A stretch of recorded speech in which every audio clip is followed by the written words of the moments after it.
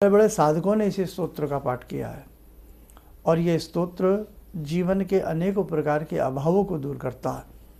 कई बार जरूरी नहीं कि हम पैसे से दुखी हों, हम किसी और अभाव से भी दुखी हो सकते हैं। अनेकों प्रकार के अभावों को ये सिद्ध प्रयोग दूर करता है। हमें कैसे करना है कि जैसे एक व्यक्ति जब भूखा होता है और वो पेट की तरफ इशारा करता है कि भाई भूख लगी है, और कहीं न कहीं से कोई व्यक्ति उसको कुछ न कुछ दे ही देता है। ऐसे ही इस स्तोत्र को पढ़ते समय सबसे पहले तो शिव पार्वती का ध्यान करें और ऐसा ध्यान करें कि वो हमारे सामने बैल के ऊपर आरूढ़ हैं, बैठे हुए हैं। उनको पहले धूप दीप देकर पंचोपचार पूजन करके ओम शिवाय नमः, ओम गौर्यै नमः, भगवती जगदम्बा जगदम्बा का ध्यान करते हुए दोनों महाशक्तियों को प्रणाम करें। शिव शक्ति के बिना अधूरे हैं और शक्ति शिव के बिना अधूरी है। तो इसी स्तोत्र में दोनों का ही ध्यान करके ये स्तोत्र पढ़ा जाता है और उसके बाद प्रतिदिन इस स्तोत्र को मात्र एक बार पढ़ लिया करें। पूरे सावन, चाहे सुबह के समय पढ़ें या शाम के समय पढ़ें, इसे आप ज़रूर पढ़ें। और किसी भी स्तोत्र या पाठ को पढ़ने के संग संग हमें हमारी भावनाएं, हमें हमारा मन शुद्ध रखना चाहिए। हमारी भावनाएं दूसरों के प्रति अच्छी रहनी चाहिए। हमारी बातों से, हमारे किसी क्रियाकलाप से किसी व्यक्ति को आहत नहीं पहुंचनी चाहिए।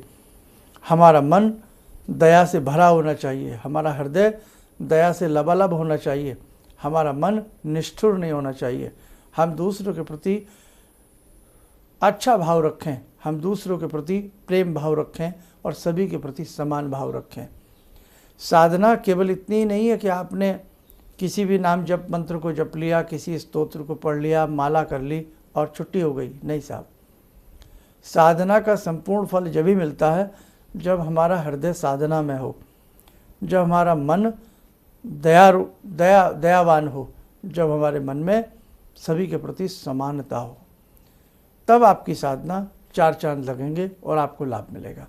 मैं इस स्तोत्र की एक दो लाइनें आपको पढ़कर हिंदी और संस्कृत दोनों में बता देता हूँ, आप उसे ध्यान से सुन लें। मंदार कल्प हरिचंदन पारिजात मध्य शुदाब्दी मणिमंडप वेदी संस्थे अर्धेन्दु मोली सुललाट षडर्ध नेत्रे भिक्षाम प्रदेहि गिरिजे सुदिताय मह्यम। अब इसका आप हिंदी भी थोड़ा सा सुन लें।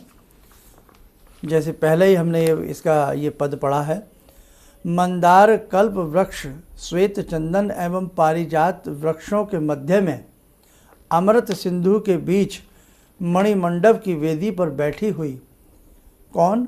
सुंदर ललाट पर अर्ध चंद्रमा से सुशोभिता एवं तीनों नेत्र वाली हे गिरिजे, हे भवानी, मुझ भूखे को भोजन दीजिए, मुझ भूखे को समृद्धि दीजिए।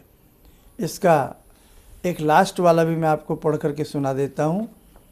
हे एकात्मा मूल महेश्वर की प्राणेश्वरी, प्रणत भक्तों पर शीघ्र कृपा करने वाली हे कामाक्षी, हे अन्नपूर्णे, तीनों लोगों की रक्षा करने वाली हे गिरजे, हे भवानी, मुझ भूखे को भोजन दीजिए। इसकी फलश्रुति में कहा गया है, बहु धन अन्न और ऐश्वर्य चाहने वाले जो लोग प्रातःकाल इस गिरजा दशक को पढ़ते हैं, उन्हें महेश प्रिया, भगवान शिव प्रिया, हिमालय पुत्री सदैव प्रेम पूर्वक मनचाही वस्तुएं प्रदान करती है। अर्थात आपको किसी भी प्रकार का अभाव हो, दिक्कत हो, तो ये स्तोत्र भगवती गिरिजा अर्थात पार्वती का ध्यान करते हुए, भगवान शिव का ध्यान करते हुए साधक को ये स्तोत्र पढ़ना चाहिए। दशक की बात इसलिए है, गिरिजा दशक, दशक इसमें 10 दोहे मान लें, 10 मंत्र मान लें, ये हैं, इसमें 10 पद हैं। तो आप इसे अगर संस्कृत में, वैसे संस्कृत इसकी इतनी जटिल नहीं है, साधारण सी हिंदी टाइप ही है, नहीं पढ़ पाते हैं तो आप इसे केवल हिंदी मात्र में भी इसको आप पढ़ सकते हैं। ऐसे ही भगवान श्री